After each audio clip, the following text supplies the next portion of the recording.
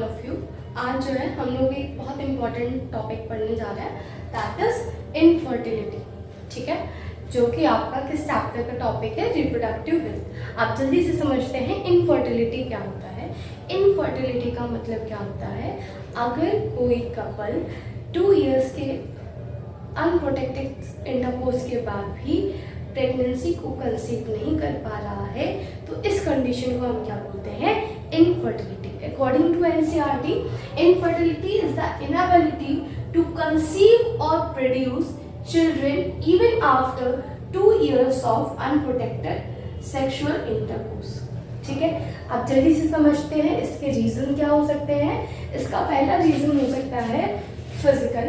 अगर किसी भी तरीके का क्या है, फिजिकल प्रॉब्लम है, तो फिर होता है सेकेंड कॉन्जेनाइटल डिसीजेस, थर्ड है आपका ड्रग्स, फोर्थ है आपका इम्यूनोलॉजिकल एंड फिफ्थ है आपका साइकोलॉजिकल। ठीक है, आप जल्दी से समझते हैं कि मेल इनफर्टिलिटी में क्या क्या चीजें होती हैं, मेल्स में क्या प्रॉब्लम्स आती हैं, उनकी इनफर्टिलिटी में क्या चीजें होती हैं। इसमें आपको नॉर्मली पहली जो सबसे बड़ी दिक्कत आपको दिखाई देती है, वो आपको क्या दिखाई देती है, एंजियोस्पर्मिया।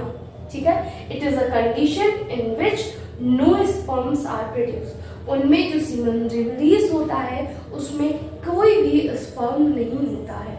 ठीक है, जो सीमेन रिलीज होता है, जो भी क्या होता है, सीमेन क्या होता है, रिलीज होता है, उस सीमेन में किसी भी तरीके का स्पर्म वो कंटेन नहीं करते हैं। सेकेंड आप पढ़ते हैं ऑलिगोस्पर्मिया। क्या पढ़ते हैं, ऑलिगोस्पर्मिया। ऑलिगोस्पर्मिया में क्या होता है, लो स्पर्म काउंट होता है। क्या होता है, लो स्पर्म काउंट होता है। थर्ड आपका हो गया क्रोमोसोमल एबनॉर्मलिटीज। ठीक है, क्रोमोसोमल एबनॉर्मलिटीज में क्या हो गया, दैट अगर उनका जो क्रोमोसोम का नंबर है, अगर उसमें किसी भी तरीके की कोई भी प्रॉब्लम होती है, तो उसकी वजह से उनका जो है सेक्सुअल कैरेक्टर में कुछ उनको प्रॉब्लम हो सकती है। It may cause infertility.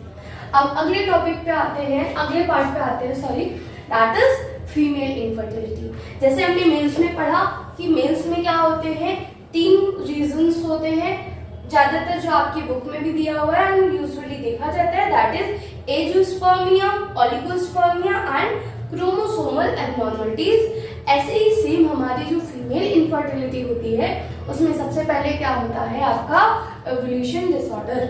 ठीक है, second one is blocked fallopian tube और अपसेंट। ठीक है, बट ये जो कंडीशन होती है कि फैलोपियन ट्यूब क्या होगी, अपसेंट होगी, ये थोड़ा सा क्या होता है, रेयर होता है, बट ये भी कंडीशन पाई जाती है कि कुछ फीमेल्स में जो रिप्रोडक्टिव सिस्टम होता है उसमें फैलोपियन ट्यूब ही क्या होती है, अपसेंट होती है या फिर क्या होती है, ब्लॉक्ड होती है। थर्ड होता है यूट्राइन फाइब्रॉइड्स। क्या होता है आपका, यूट्राइन फाइब्रॉइड्स। ठीक है, कुछ आपके क्या होते हैं, स्ट्रक्चर्स फॉर्म हो जाते हैं क्या, यूट्रस के अंदर, जो कि एक सिस्ट के फॉर्म में होते हैं। हमारी जो सेल होती है यूट्रस के लाइनिंग की, वो बहुत जल्दी से क्या करती है, डेवलप होने लगती है, डिवाइड होने लगती है। फोर्थ आपका क्या हो गया, क्रोमोसोमल एबनॉर्मलिटीज। सेम जैसे मेल्स में है, अगर इनमें भी क्रोमोसोम के नंबर में किसी भी तरीके का कोई भी चेंज आता है, तो उसको हम क्या बोलते हैं, क्रोमोसोमल एबनॉर्मलिटी बोलते हैं। और इसमें क्या होता है, फीमेल के कैरेक्टर्स में, उनके सेक्सुअल कैरेक्टर में भी क्या जाता है, चेंज आता है, and it may lead to infertility in women.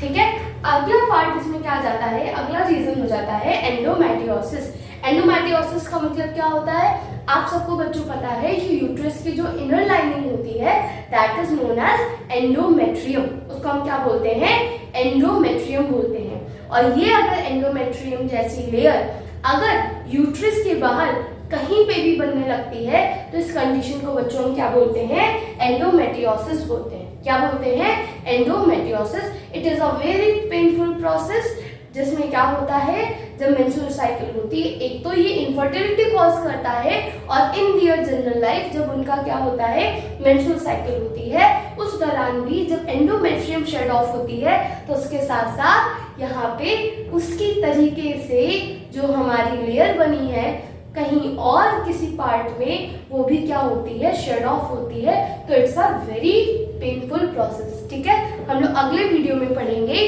That how we can treat our infertility, जो कि आपकी क्या क्या टेक्निक्स है जिससे हम इनफर्टिलिटी को क्या कर सकते हैं, ट्रीट कर सकते हैं। Thank you.